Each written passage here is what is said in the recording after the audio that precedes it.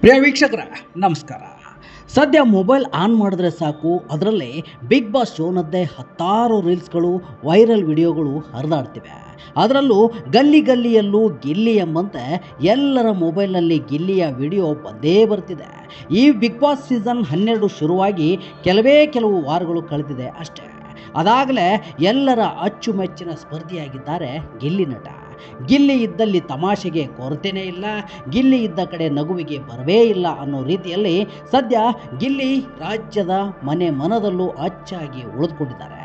ಅಷ್ಟೇ ಯಾಕೆ, ಸ್ಪರ್ಧಿಗಳು ಅಂದರೆ ಅಲ್ಲಿ ಯಾರಿಗೂ ಸ್ನೇಹಿತರಲ್ಲ, ಸ್ನೇಹ ಮಾಡೋಕ್ಕೆ ಹೋಗುವಂಥ ಶೋ ಕೂಡ ಇದಲ್ಲ. ಅಷ್ಟಿದ್ರೂ ಗಿಲ್ಲಿ ಇದ್ದಲ್ಲಿಗೆ ಉಳಿದ ಸ್ಪರ್ಧಿಗಳು ಹುಡುಕೊಂಡು ಬಂದು ಕುಳಿತುಕೊಳ್ತಾರೆ.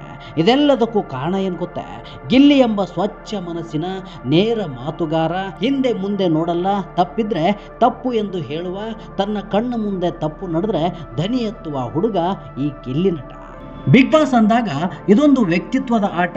ಮನೆಯಲ್ಲಿ ಅವನ ಆಟ ವ್ಯಕ್ತಿತ್ವ ಇಷ್ಟ ಆದರೆ ಜನ ವೋಟ್ ಮಾಡಿ ಉಳಿಸ್ಕೊಳ್ತಾರೆ, ಇಲ್ಲ ಅಂದ್ರೆ ಮನೆಯಿಂದ ಹೊರಗೆ ಕರೆಸ್ಕೊಳ್ತಾರೆ. ಆದರೆ ಗಿಲ್ಲಿ ಎಷ್ಟರ ಮಟ್ಟಿಗೆ ಈ 4 ವಾರದಲ್ಲಿ ಇಷ್ಟ ಆಗಿದ್ದಾರೆ ಅಂದರೆ, ಕಿಚ್ಚ ಸುದೀಪ್ ಕಡೆಯಿಂದ ಮೊದಲ ವಾರವೇ ಚಪ್ಪಾಳೆ ಕೂಡ ಗಿಲ್ಲಿಗೆ ಸಿಗುತ್ತೆ. ಅಷ್ಟೇ ಯಾಕೆ, ಈ ಬಾರಿಯಿಂದ ಕಿಚ್ಚನ ಚಪ್ಪಾಳೆ ಜೊತೆಗೆ ವಿಶೇಷವಾದ ಉಡುಗೊರೆ ಕೂಡ ಸಿಗುತ್ತೆ, ಅದು ಕೂಡ ಗಿಲ್ಲಿ ಪಾಲಾಗಿದೆ.